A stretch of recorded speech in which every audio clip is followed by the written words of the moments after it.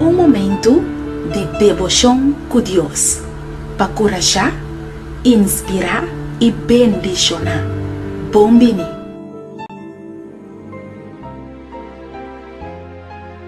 Um dia, mas à escola, direção para casa, acompanhar com um par de colegas de mim.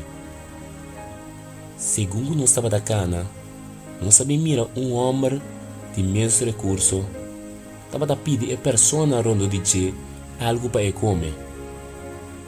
Mas lamentavelmente, tudo gente estava a rechazar. De repente, o homem aqui acerca nos grupo. E nos grupo também a rechazar.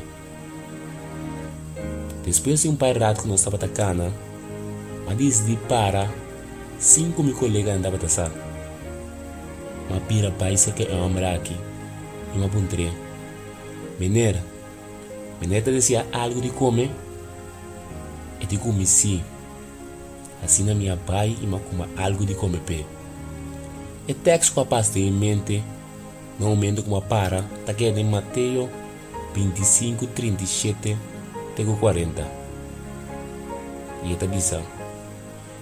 E ora eu uso na lo contestei, pensando, Senhor, que dia nós miramos com hambre e nós não damos de comer? Ou com sede e nós não damos de beber? E que dia nós miramos como estrangeiro e nós não damos posada? Ou nu e nós não vestimos? Ou que dia nós miramos malo, ou de prisão e a bem cerca bo? E o rei lo contestai bisanan, liberdade me te bisaboso. Tudo o que você faz para onde estão, de mais que do humana aqui de mim, tapami posso assim. Laga nos inclinar essa aqui no nosso coração. Que tudo o que nós faz, para isso de mais que tu rondo de nós, tapa Senhor nos assim. Esse lago awe, nós por compartilhar com a pessoa rondo de nós, e assim nós mostra o verdadeiro amor de Deus na outro nome. Que bom Deus me enche.